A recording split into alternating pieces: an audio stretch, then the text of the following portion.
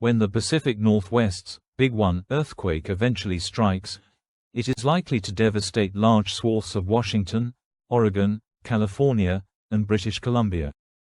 Such an event could involve an earthquake of up to 9.3, generate up to 35-meter or 115-foot high tsunamis, and cause the following number of casualties and damage. These figures are quite horrifying, but the good news is that these large numbers can be reduced by upwards of 80% given only a little bit of infrastructure and upgrades to buildings. For proof of this concept, I have a real-life example due to a contact I have who has lived in the state of Washington upwards of 45 years. All the way back in 1980, when my contact, who I will give an alias of Sam, was a landlord who rented out a set of properties to various tenants. One day, she received a notice that an engineer had arrived to perform an optional inspection of her properties, as part of a new initiative by the state to reduce future earthquake damage before it occurs.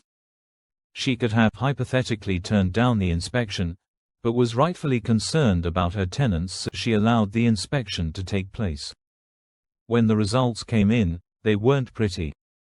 To reduce earthquake risk, which was now known, the entire structure housing the elevator would need to be completely rebuilt, completely new decks would be needed for each floor, and other renovations would be needed, which cost in the hundreds of thousands of dollars at the time. Well, these improvements ended up proving their worth. 21 years later, a strong magnitude 6.8 earthquake struck between Seattle and Olympia, causing $4 billion in damage. While many adjacent buildings received some form of damage, including 2 structures that were red-tagged, the improved apartment complex received no damage. These improvements, while costly, had not only potentially saved lives, but if you are looking at this only from an economic angle, ended up costing less in the long run due to earthquake damage not occurring and preventing a lawsuit from ever being made.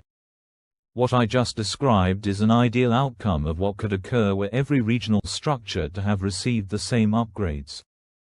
I will now outline a few upgrades which can be made. Building materials. First, building materials. In general, non-reinforced brick or masonry structures almost always come away with the heaviest damage of common building materials in an earthquake, with concrete faring the second worst. In contrast, wood fares the second best while reinforced steels fares the best. The reason for this comes down to the flexibility or ductility of the building materials, which can accommodate the motion created by an earthquake.